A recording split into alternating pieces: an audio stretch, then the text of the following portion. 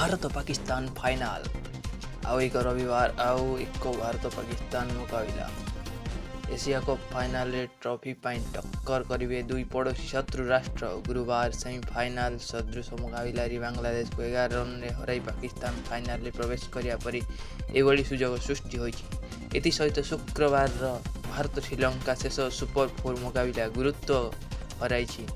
गुरुवार टॉस जीति क्षेत्र रक्षण कर बांग्लादेश पावर प्ले भितर पाकिस्तान को 27-2 संघर्ष करने को बाध्य कर 20 अंतर्जातीय चतुर्थ थर पर शोएब आयुब 0 आउट हो एक अलोड़ा रेकर्ड करते।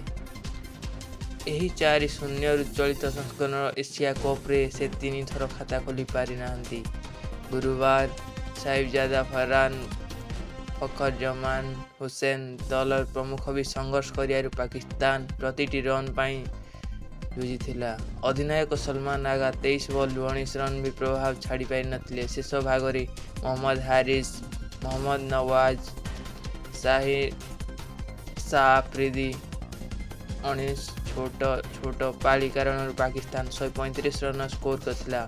बांग्लादेश पक्षर तस्किन अहमद, इरशाद हुसैन, मेहदी हासन और मुस्ताफिजुर रहमान विकेट बांटी नहीं। जवाब रे बांग्लादेश भी संघर्ष करथिला। Power play 6 over 36 run 3 wicket रे पहुंची भल आरंभ कर पारि नथिला। शाह अफरीदी प्रारंभिक विजय घटाइया पर मध्य भागर 2 स्पिनर मोहम्मद नवाज